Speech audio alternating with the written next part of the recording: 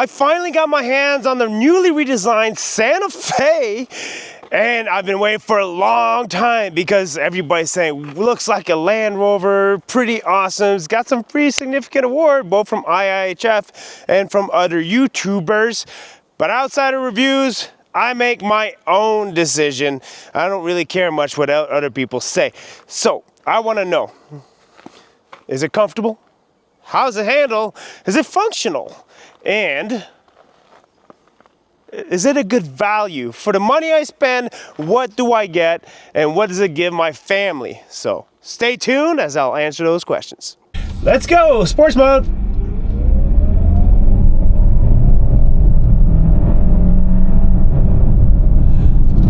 All right.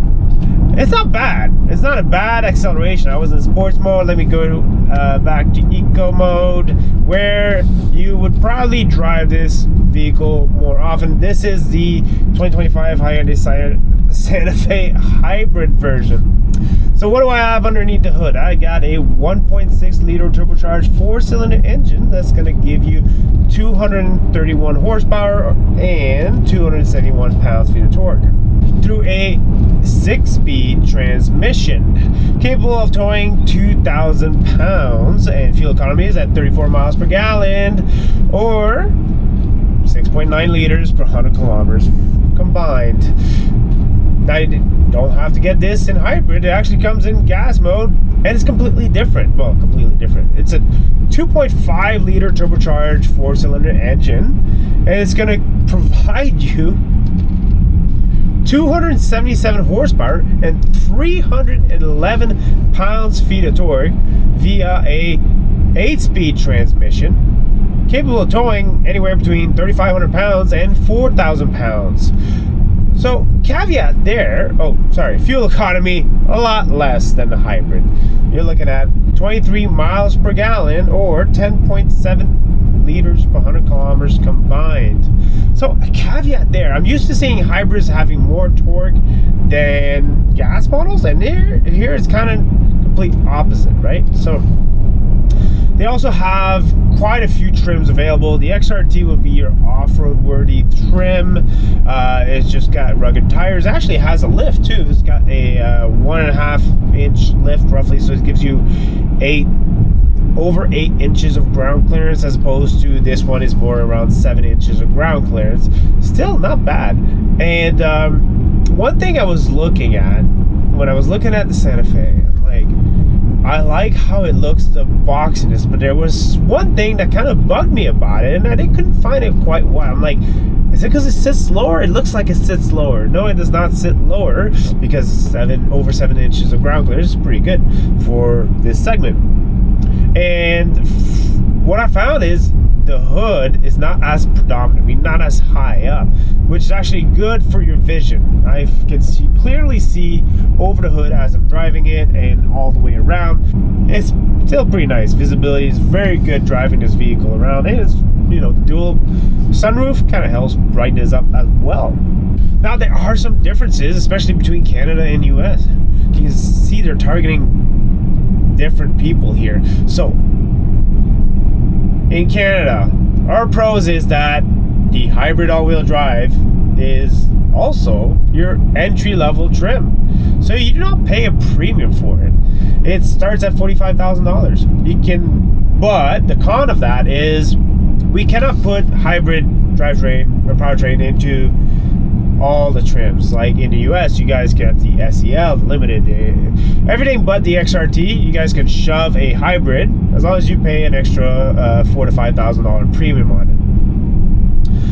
So your entry-level trim does not come with a hybrid. For us, it is pretty good, right? So if you're looking at pricing in Canada, you're looking at anywhere between $45,000 to $55,000, and in the US, anywhere between $36,000 to $50,000. If you're looking for just a hybrid, so it's about $40,000 for the SEL in the US and $47,000 for the limited. We're talking $1,000, right? And $50,000 for the Calligraphy, a super premium SUV, in my opinion. Canada, like I said, is $45,000. You get the preferred.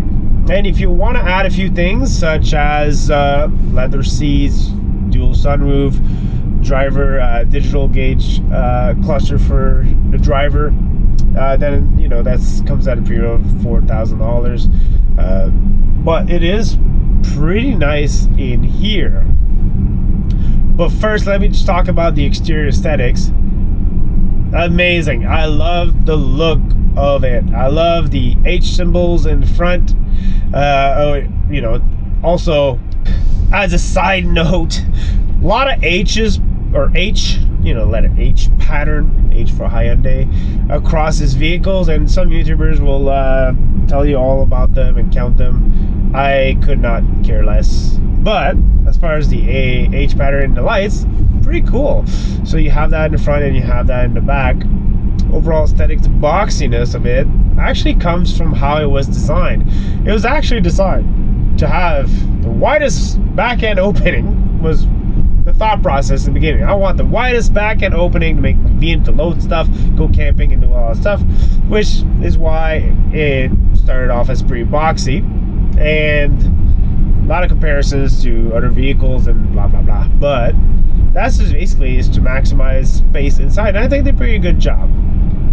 Speaking of space, so with all the seats up, you're looking at 14.6 cubic feet of space. I'm not gonna, shatter any records. It is a bit tight for space, but if you pull those seats down, you're looking at 40.5 cubic feet of space. Pretty good. And if you put all the seats down, which you can do at a touch of a button, all the way from the back end, 79.6 cubic feet of space. Very good, actually. Almost 80 cubic feet of space. Pretty good. Leg room will be the next thing you'd be concerned about. That's why you're buying an SUV, I would think. Third row, you're looking at 30 inches of leg room. So, I wouldn't put comfortably. I wouldn't say it's comfortable for adults, more for kids size. But you do get your own ventilation. You get plenty of cup holders, connection, USB-C, and controls as well for your HVAC is actually in the third row. Now in the second row, a lot more comfortable. You look at 41.5 inches of leg room, ample. You can actually adjust your seat as well, forward and aft, and recline it in different settings. You got lots of cup holders as well in the door, in the center, and you have some storage as well in the middle, and you can access the center console from the back, which is pretty handy. You have USB-C connection that's in the back of the front row seats, and overall I like the comfort level in the second row. If you're comparing it with competitors, the Toyota Grand Highlander will offer you a little bit more cargo space, but a little bit less leg room. Depends what you value, or depends if you're okay with 79 cubic feet of space and you want the extra leg room.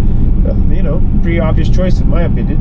Which now takes us to the front. You're looking at 44.4 inches of leg room, ample leg room, good comfortable seats. They're pretty I'm a wider person, and I've the side bolstering does not bother me. Sometimes it does on other brands. In this case, no.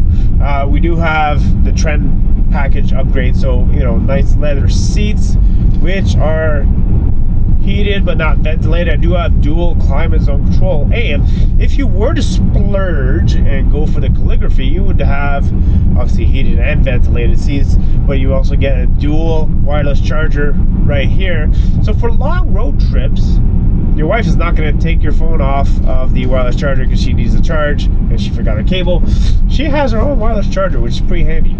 Another upgrade of trend package is having digital gauge cluster. So I got digital gauge cluster. It's somewhat customizable as far as information, and I have a nice 12-inch screen right here, touch screen, wireless Apple CarPlay, Android Auto. Anything you might have is pretty good. I like the controls for the HVAC down here. They're tactile, and you do have a knob for the temperatures and such. Works pretty well. But overall, the vehicle is quite wide. It's got nice big gulp cup holders, and lots of storage as well underneath, because it's kind of a floating center area over here, so you can put storage underneath as well. Also calligraphy, one thing you can do is you can have just above the glove boxes, and they're opening there that it opens it to a shelf, and it can have a UV sanitizer for devices, electric device for your cell phones and whatnot. I'm not sure I would end up using that. Maybe at first, I would find it pretty cool, like, hey, look at that. But I think that might be a little bit of a gimmick. You guys comment below what you think. If you own it, are you using it frequently? Do you make a habit of using it? Let me know. For my model, it's just a shelf, and it's fine. It's an enclosed shelf. I have another shelf underneath that, and then I have my glove box. So storage everywhere, cup holders in the doors as well. This makes for a extremely functional vehicle throughout, from passengers in the rear to the drivers as well. Also, top trims will have such thing as a camera for rear view camera display, and fingerprint sensors to personalize all your settings, and then you just read your fingerprint. There's a lot of stuff that can go in there. This could also be like a Genesis vehicle when you come to the calligraphy trim. That's how luxurious it is. Overall driving dynamic, I find acceleration quite ample. I mean, for the hybrid, you're looking at 0 to 60 time around 7 seconds, and for the gas model around 6 seconds. Usually it's kind of the other way around, but interesting enough, this hybrid is meant to save you on fuel, not to go faster. Funny how that is. Steering is quite light. However, if I want it to be less light, I can always go into sport mode, and then the steering wheel becomes a little bit more firm. Taking corners and turns, so basically suspension, almost no body roll. It takes these turns very well. Very good reaction. Noise, vibration, harshness on the minimal side. Wind noise and engine noise. When you compare it to a Toyota Grand Highlander, the engine noise is a little bit more predominant, I find. Here, a lot more on the quiet side, even right now as I'm in sports mode. I'm going to go back to eco mode. Fuel economy, I did over 400 kilometers, and I'm actually getting the fuel economy that's advertised. I was at, well, close enough anyway, 7 liters per 100 kilometers as opposed to 6.9 liters. However, most of what I did was on the highway, and I was not driving in a conservative manner, so food for thought. So 34 miles per gallon is what you can expect from what I've been driving. In conclusion, if you're shopping around for a 3-row SUV and maximizes cargo legroom and also saves you on fuel, the Santa Fe hybrid is probably your best choice. You also have the Toyota Grand Highlander, not a bad choice. Resale value is pretty good on the Toyota Grand Highlander, and reliability, reputation is pretty good. But note this, for the Santa Fe, warranty is better, and I find the interior to be much nicer, as well as all the features you get for the price point.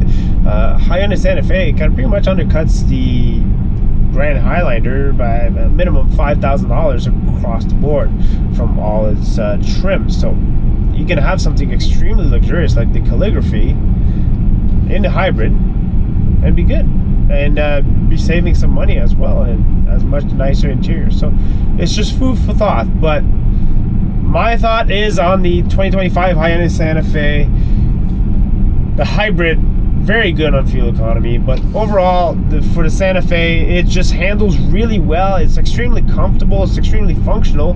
They pretty much nailed it across the board. I am extremely happy with everything that Santa Fe did. I'd love to give you a con. Sometimes my cons are like price or handling or value or fuel economy. I struggle really hard to find a reason for you guys not to buy this vehicle, and I'm not an influencer. I don't have a discount code for you or anything like that. Kind of, I guess it'd be nice to have a discount code on cars, but I don't.